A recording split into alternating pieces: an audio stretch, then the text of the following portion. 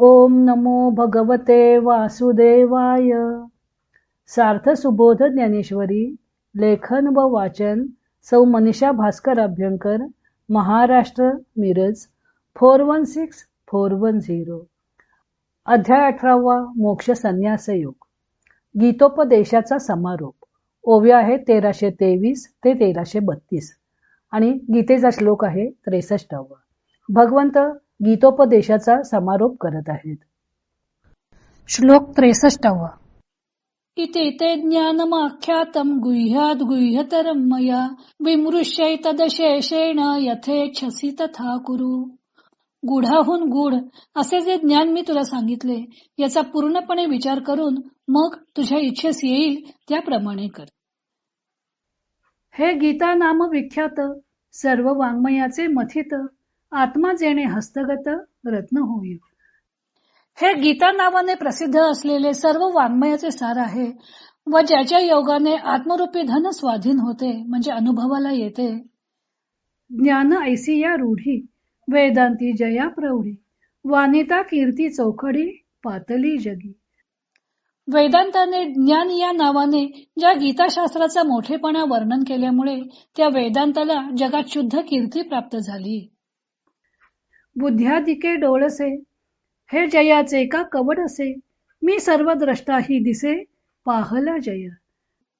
बुद्ध्याधिक डोळस ज्ञानवान पदार्थ हे ज्या गीताशास्त्राच्या ज्ञानाकडून प्रकाशले गेले आहेत व मी सर्व द्रष्टा देखील ज्या गीताशास्त्राचा उदय झाला असता अनुभवाला येतो. ते हे गा आत्मज्ञान, मज गौप्याचेही गुप्तधन, परी तू म्हणून आन केवी करू. अरे ते हे गीतारूपी आत्मज्ञान जो मी गूढ त्या गूढाचाही गुप्त ठेवा आहे, परंतु तू अर्जुन माझा सखा म्हणून प्रतारणा कशी करू. या कारणे गा पांडवा, आम्ही आपुला हा गुह्य ठेवा, तुझ दिधला कणवा जाकळी लेपणे. म्हणून अर्जुना, आम्ही आपला हा गुप्त ठेवा करुणेने व्याप्त झाल्यामुळे तुला दिला आहे. जैसी भुलली बोरसे, माय बोले बाळा दोषे, प्रीती ही परी तैसे न करूची हो. परंतु प्रेमाने वेडी झालेली आई आपल्या मुलाला उद्देशून माझा बाबा, माझी आई असे अयथार्थ बोलते. आमचेही तुझ्यावर तसे अलट प्रेम आहे, परंतु आम्ही तसे करत नाही म्हणजे अयथार्थ बोलत नाही. जेथ आकाश आणि गाळीचे, अमृताही साली फेडीचे, का दिव्या करवी करवीचे, दिव्य जैसे. येथे आकाश अतिसूक्ष्म असताही ते जसे गाळून घ्यावे, अमृताची देखील साल जशी काढावी अथवा शपथेकडून जशी शपथ करवावी. जयाचेनी अंग प्रकाशे, पाताळीचा परमाणू दिसे, तया सूर्याही का जैसे अंजन सुदले. ज्याच्या अंगाच्या प्रकाशाने पाताळातील परमाणू दिसतो त्या सूर्याला देखील अंजन घालावे. तैसे सर्वज्ञेही मिया, सर्व ही निर्धारून या, निके होयते धनंजया सांगितले तुझ. अर्जुना, त्याप्रमाणे सर्वज्ञ जो मी त्या सर्वज्ञांनी देखील सर्व गोष्टीचा विचार करून जे चांगले आहे ते तुला सांगितले. आता तू ययावरी, निकेते निर्धारी, निर्धारुनी करी आवडे तैसे. आता यानंतर आम्ही हे जे तुला सांगितले याचाच चांगल्या रीतीने विचार कर आणि विचार करून नंतर तुला वाटेल तसे कर. शिष्यस्ते हम शाधी माम त्वाम प्रपन्नम, असं म्हणून आपल्याला श्रेय मार्ग भगवंतांनी दाखवावा म्हणून अर्जुन भगवंतांना शरण गेला होता. त्याला अशोचा नन्वशोचस्त्वम पासून तमेव शरणम गच्छ पर्यंत ज्ञानविज्ञान सांगून कर्मानेच परमसिद्धी कशी प्राप्त करून घेता येते याचे विवरण केले. आता उपदेशकाची भूमिका संपली म्हणून भगवंत अर्जुनाला श्लोकात म्हणतात की गूढातील गूढ असं ज्ञान मी तुला सांगितलं, यावर तू विचार कर आणि मग तू तुझ्या इच्छेप्रमाणे निर्णय घे. इति या शब्दाने गीतोपदेशाची समाप्ती झाली हे दिसून येते आणि अशा प्रकारे तात्विक संवाद साधून भगवंतांनी अर्जुनाला बुद्धी स्वातंत्र्य दिले व निर्णय त्याच्यावरच सोपवला. ज्ञानदेवांनी या श्लोकावर टीका करताना प्रथम इति ते ज्ञानमाख्यातम यातील ज्ञान कोणते ते स्पष्ट केले आहे. ज्ञान म्हणजे आत्मरूपी रत्न जाणून घेणे. ते ज्ञान गीतोपदेशाने प्राप्त होत असल्यामुळं गीता ही सर्व वाङ्मयाचे मथित म्हणजे सार आहे. वेदांताने या ज्ञानाचे मोठेपण खूप प्रकारे वर्णन केलं आहे.